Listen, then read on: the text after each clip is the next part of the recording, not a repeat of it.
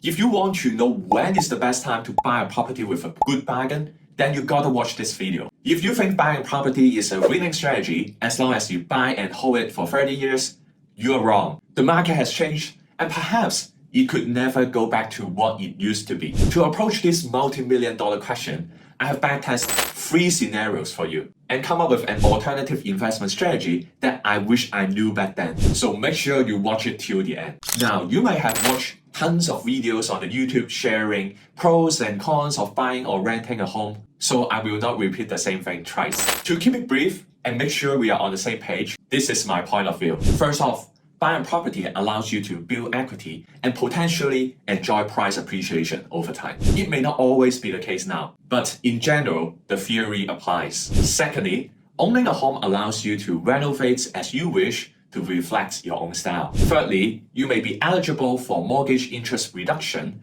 and also potential tax advantages. But still, the major challenges of owning a home is the high upfront cost involved. From down payments to stamp duties, and agent fees, it requires a high financial commitment upfront. Another challenge is the limited flexibility to relocate. It took me more than 1 year to sell my previous property so that I could move to my new place. If you are someone who enjoys the freedom to move around, buying a home does not suit you. Well, you may ask, I know the pros and cons of buying or renting a home, but I still couldn't make up my mind because I don't know how interest rates could affect the property prices going forward. Will there be an interest rate cut in year 2024? When can I capture the lowest price? Should I buy a property now or wait till later? Let's answer these questions one by one. Firstly, will there be an interest rate cut in year 2024? Currently, the US interest rate is at 5.5%. According to the latest interest rate prediction, we expect the first rate cut to occur in September this year.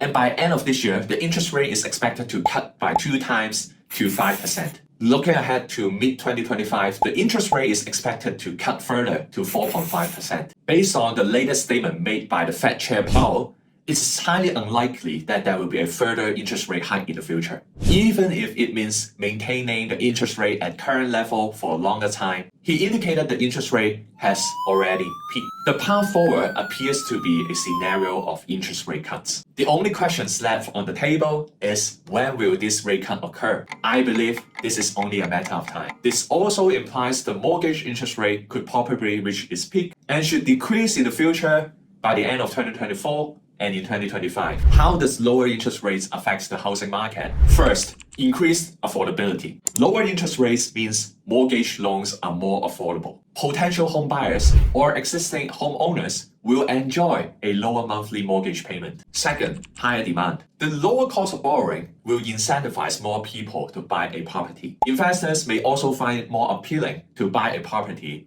to earn rental income. Because lower mortgage rates would increase their potential ROI, return on investments. Thirdly, refinancing opportunities. Homeowners with a mortgage can refinance their existing loan, allowing them to obtain a newer mortgage with a lower interest rate. This could result in lower monthly cash outflow or shorter repayment terms. For landlords who have already paid up their mortgage or their property prices has appreciated over time, they can refinance their properties to gain extra cash and pursue new investment opportunities at a lower cost.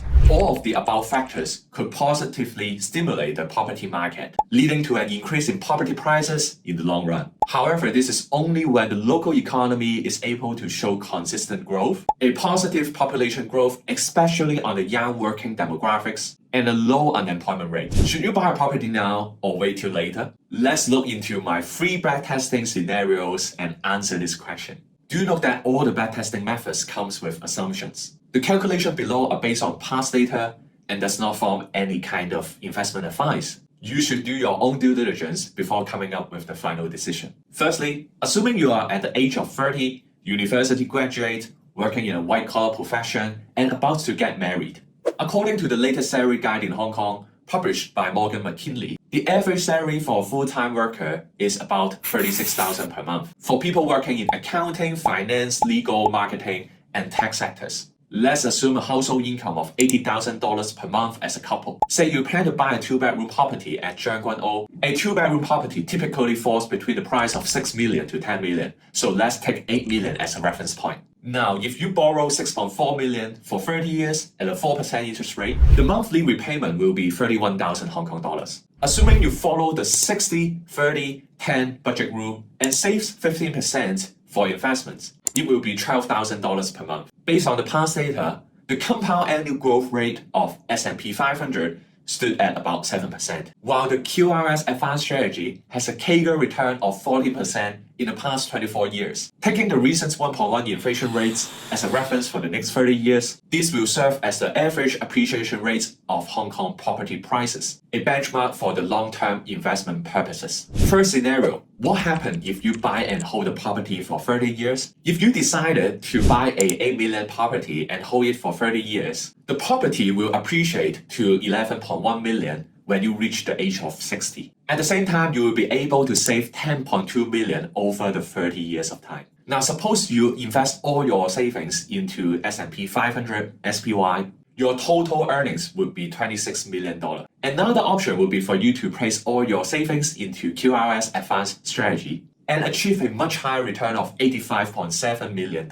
Yes, you read that right. This will triple the amount you earn from SPY. This is the power of compounding interest with an effective investment strategy. Now, why is QRS Advanced strategy so powerful? QRS stands for Quantum Rotation Strategy. This is a passive investment strategy that I've spent years in researching and backtesting. This strategy allocates funds to the assets with the highest momentum to capture macro market trends. The strategy is so passive that I only need to check the QRS signal once a month and only need to trade 2 to 3 times per year. This is particularly suitable for the busy working professionals who want to save the hassles of monitoring the market movements. Second scenario, what if you decided to rent for 30 years and eventually buy a property with full payment at the age of 60? Now, suppose renting a 2-bedroom property in Tseung Kwan O would cost you around 23,000 per month. You may also save less money because the landlord could gradually increase the rent over time.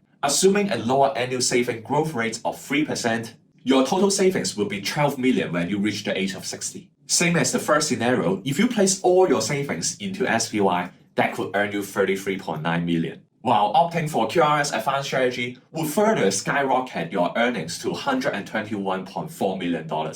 Let's not forget our estimated value for the 2-bedroom property in Tseung Kwan O would be 11.1 million in 30 years' time. And in this scenario, at the age of 60, you decided to sell off all your stocks. With the accumulated wealth of 121 million, you will be more than enough to cover the cost of buying a 2-bedroom property in Tseung Kwan O. In fact, you still have 110 million left for your retirement. Isn't that wonderful? But what if hiccups happen in life? What if Hong Kong properties rise at a much higher rate? The number one downside for renting versus buying a property in Hong Kong is when the property prices rise at a higher rate than expected. The average appreciation rate of Hong Kong property prices over the past 24 years was about 2.66%. Let's consider this as the benchmark for the future property price growth. With this growth rate, the property price of the 2-bedroom in Tseung Kwan O will be around 17.6 million 30 years later. Well, this is still affordable based on our previous assumptions. What if you want to buy a bigger property at the age of 60 years old? Say if you want to upgrade and buy a 3-bedroom property. Since most of these properties fall between $9 to $17 million, let's use 15 million as an upper reference point. Given the average price appreciation rate of 2.66%, the 3-bedroom property could go to 33 million over 30 years of time. Considering your estimated net worth of 121 million based on the QRS Advanced Investment Strategy, this is still more than enough for you to afford it.